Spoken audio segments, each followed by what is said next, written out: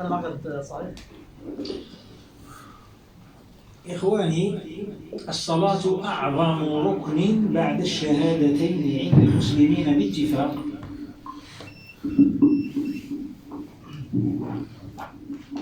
أعظم ركن عند المسلمين بعد الشهادتين باتفاق.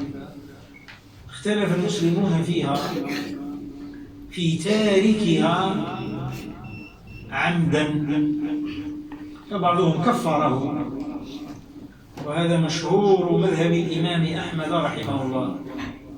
جمهور العلماء على عدم تكفيره واعتبروه مسلما فاسقا. وعند المالكية يؤخر، مثلا لم يصل العصر عندهم يؤخر إلى ما قبيل غروب الشمس بمقدار ركعة، فإن لم يصلي قتل. يكفي تارك الصلاة سوءا وشرا أن الناس اختلفوا في إسلامه، ولذلك لا ينبغي للإنسان أن يزوج بنته أو وليته بتارك الصلاة. لا ينبغي له أن يفعل. قال رسول الله صلى الله عليه وسلم: إذا جاءكم من ترضون دينه وخلقه فزوجوه، إلا تفعلوه تكن فتنة في الأرض وفساد كبير. وهذا في جانب الزوج. في جانب المرأة بين النبي صلى الله عليه وسلم مقاصد الرجال من زواجهم بالنساء، فقال: تنكح المرأة لمالها ولجمالها ولحسبها ولدينها. أخر الدين حتى تبقى هي الكلمة التي تصك أذنك فتثبت فيها، ولم يؤخرها معناه لأنها متأخرة. فاظفر بذات الدين تربت يداك. ما معنى تربت يداك؟ لاصقت يداك بالتراب إن لم تفعل. إذن لا ينبغي للإنسان أن يزوج وليته تارك الصلاة، والله أعلم. لكن عند الذين كفروه يعتبر الزواج باطلا غير منعقد، لأنه عندهم كافر. وقد قال الله تبارك وتعالى: ولا تنكحوا المشركين حتى يؤمنوا. وقال سبحانه وتعالى في سورة الممتحنة: لا هن حل لهم ولا هم يحلون لهن، والله أعلم. بسم الله. ما أفضل في هذا العصر من الكتب في السيرة؟ أفضل الكتب في السيرة.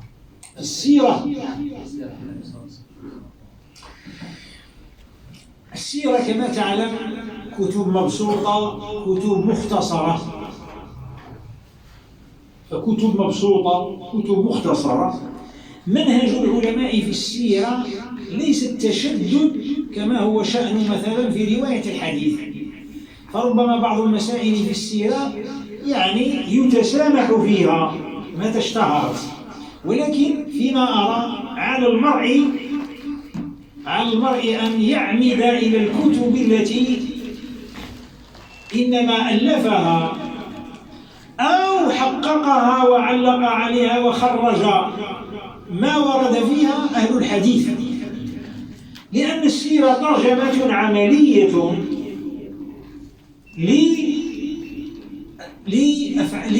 للدين. والنبي صلى الله عليه وسلم كما تعلمون كما قالت أم المؤمنين عائشة كان خلقه القرآن. فالسيرة ترجمة للشرع، فعلى المرء أن يعمد إلى الكتب المحققة التي اعتمدت الصحيح فيها أو ما قاربه مما شاع عند أهل النقل. فهذه هي المنهجية التي ينبغي أن يتبعها المرء في اختيار ما يقرأ. يمكن يقال مثلا هنا الرحيق المختوم، يمكن يقول بعض كتب السيرة التي تتبعها العلماء أهل الحديث وعلقوا عليها وبينوا سقيمها لصحيحها. فهذا هو المنهج الذي ينبغي أن يسلك. بطبيعة الحال أجود ذلك مثلا سيرة ابن كثير، لكنها مطولة. سيرة ابن كثير سيرة مطولة، لكن هناك سير مختصرة، والعلم عند الله. أحسن الله عليكم. ما حكم بقاء الزوجة مع الرجل الذي يكفر أو يكثر من عبارات الكفر؟ إذا سب المرء ربه كفر. إذا سب المرء ربه كفر بإجماع العلماء. فإن تاب يستتاب، فإن تاب قبلت توبته. إذا سب النبي صلى الله عليه وسلم كفر، فإن تاب يقتل وتوبته يلقى بها ربه فيغفر له شيء. إذا سب المرء ربه يعني زالت عصمته على المرأة المسلمة إلا أن يرجع. والله أعلم. شيخنا، متى طالب العلم يخصص له كتب مركزية في العلم يراجعها على الدوام إلى نهاية حياته؟ يعني بحسب مستواه، طالب العلم بحسب مستواه. إذا كان له برنامج يدرس فيه راه يدرس. إذا انتهى من الدراسة وتأهل للتدريس، التدريس يعمق العلم ويرسخ العلم. ليه؟ لأن الإنسان يريد أن يواجه غيره في العلم، ولا بد أن يعد نفسه، فيتعمق علمه بالتدريس. واضح؟ إذا تأهل للتدريس يعمق علمه بالتدريس. إذا كان في وقت طلب العلم ينبغي أن يتدرج، فيبتدئ بالكتب المقاربة في 3 مستويات أو 4، سواء في اللغة أو في الفقه أو في الحديث أو في غيره من العلوم، فيتدرج. ولا ينبغي للإنسان أن يتصور الكتب الواسعة، لأن هذه يتيه فيها ولا يستفيد شيئا. هذه المنهجية التي ينبغي أن يسلكها طالب. جزاكم الله خير. السلام عليكم شيخنا، عندنا في بلاد الشام المرأة إذا طلقت أو ترملت جلست في العدة، كان هناك بعض الأمور مثل تقعد في البيت لا تخرج منه أبدا، حتى إذا أرادوا نقلها من مكان إلى مكان كانوا يضعوها في مخبأ. فبس بعض الأحكام ما يجوز لها وما يجوز لها أن تفعله وما لا يجوز لها أن تفعله. هذه بالوفاة ولا بالطلاق؟ الطلاق أو الوفاة. إذا طلقت المرأة وكان الطلاق رجعيا، طلاق الرجعي هو الطلاق الأول، الطلاق الثاني. إذا طلقت المرأة طلاقا رجعيا فإنها يحرم عليها أن تخرج من بيت الزوجية، ويحرم على زوجها أن يخرجها، لقول الله تعالى: واتقوا الله ربكم لا تخرجوهن من بيوتهن ولا يخرجن إلا أن يأتين بفاحشة مبينة. أما أن المرأة لا تخرج إلا إذا أخرجوها في هودج، هناك مقولة باطلة مردودة ما أنزل الله بها من سلطان، وهو أن المرأة لا تخرج من بيتها إلا لما تزوج ولا عندما تموت. لا، هذه مقولة ما أنزل الله بها من سلطان وليست صفة مدح. نعم، المرأة الأصل فيها أنها تقر في البيت، وقد قال الله تعالى للنساء الطاهرات المطهرات: وقرن في بيوتكم.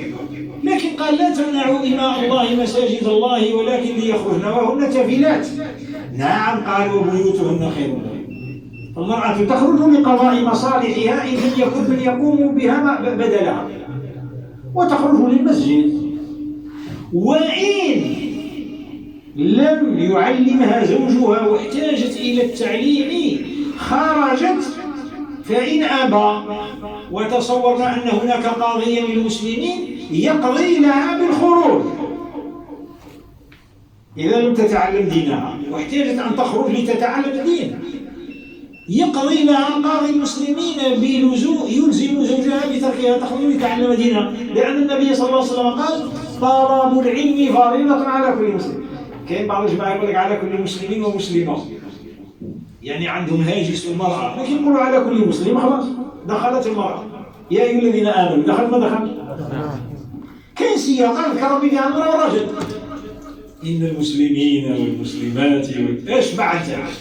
إن المسلمين والمسلمات والمؤمنين والمؤمنات إلى آخره، إلى قال: أعد الله لهم مغفرة عظيمة. لكن إذا ذكر المسلم فالمسلمات داخلته بالتبع. واضح؟ إذا هذه المقولة وهذا الفعل مخالف للشرع. وهل رمي السلام على الزوج أو نعم. ما هذا الأمور لا حرج فيه؟ نعم. مثلا رمي السلام أو إلى ما يقال من على الزوج من؟ على هذه المطلقة مثلا تسكن في بيت. المطلقة عليها أن لا تمكث أن يكون معها محرمها، أن تكون في مكان آمن، ولا ينبغي لها أن تختلي بالأجانب، لأن الرجل لا يختلي بالمرأة. ومما يؤسف له أن كثيرا من الناس يعتبرون أن أخ الزوج مثلا هذا لا بأس أن يقال أن يجلس مع زوجة أخيه. وقد قال النبي عليه الصلاة والسلام عندما سئل عن ذلك قيل له أرأيت الحمو؟ قال الحمو الموت. فتقابل في حدود الشرع. أما الخلوة والسفر ونحو ذلك فلا.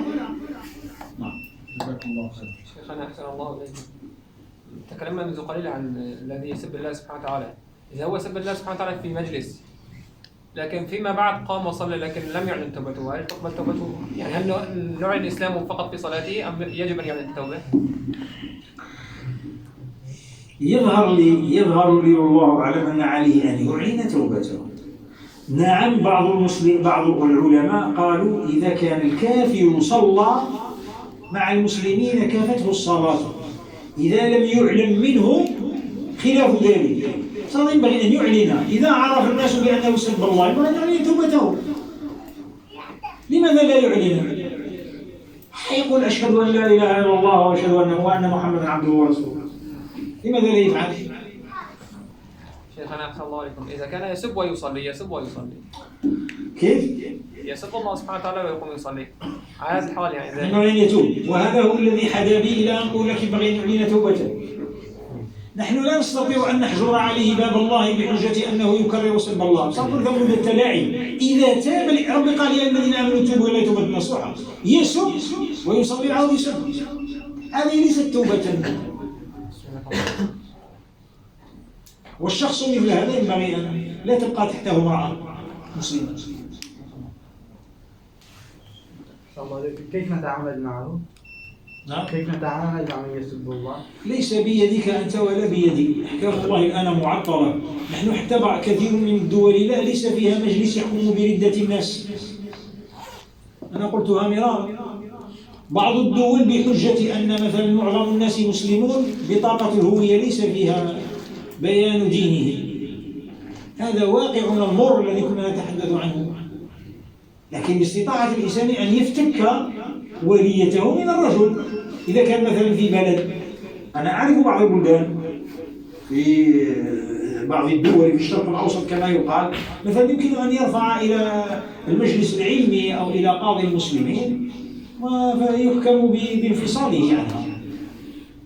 لا أن ترفع دعوة وتقول ما نقعدش معك، تختلي تمد له النقود، تروح تطلب تشحد تمد له النقود تختلي منه، تفتدي نفسها منه.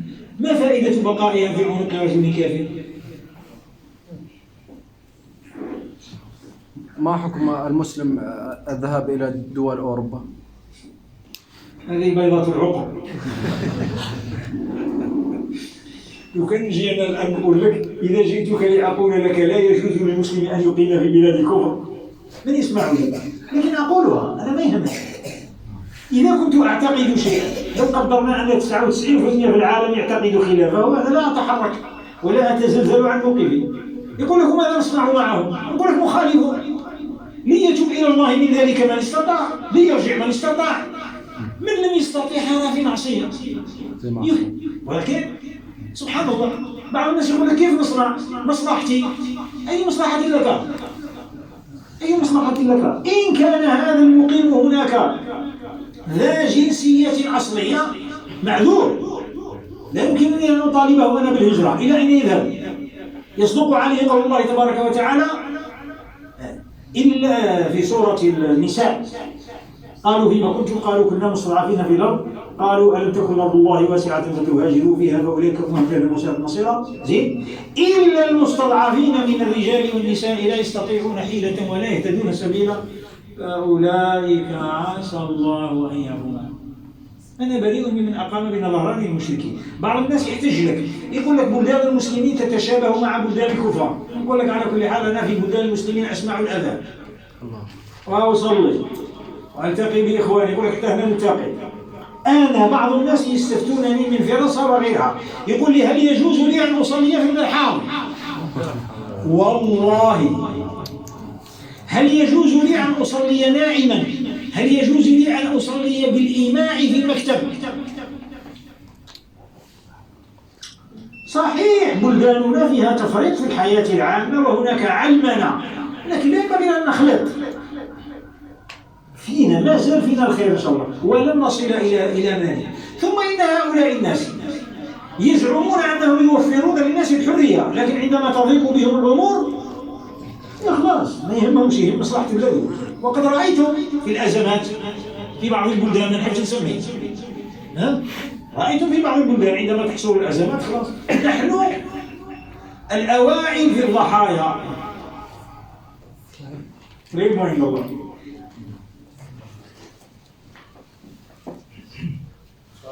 شيخنا أحسن الله إليكم، الآن الكفار ممنوعين من أن يبنوا كنيسة في بلاد المسلمين. الكفار ممنوعين أن يبنوا كنيسة في بلاد المسلمين كنائس، إلا وأن ذهبوا إلى بلاد الكفار المسلمين قالوا لهم نحن نمنعكم أن تبنوا مساجد، فهذا يسبب ضرر للمسلمين.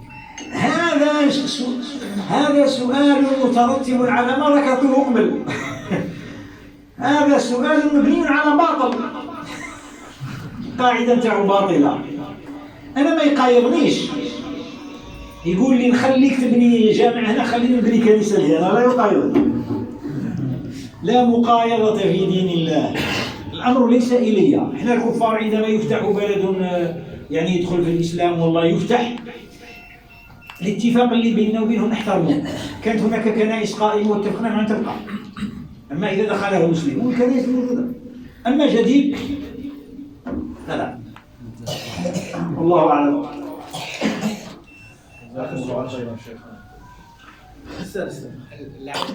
العين والحسد في مثلا فيها الشغله كيف؟ هل هناك عين أو حسد؟ نعم العين حق. لو كان شيء سابق للقدر لسبقته العين، لكن على المؤمن أن يحصن نفسه بالأذكار والتعاويذ. اقرأ صباحا ومساء المعوذات، آية الكرسي، تعوذ كذا، فهمت كيف؟ فإن شاء الله يحصن الله سبحانه وتعالى بهذه الأذكار والتعاويذ الإنسان فلا يضره شيء. بسم الله الذي لا يضر مع اسمه شيء في الأرض ولا في السماء، صباحا ومساء. ما تعوذ متعوذ مثل معوذة. قل هو الله أحد، قل أعوذ بالفلق، قل أعوذ برب الناس.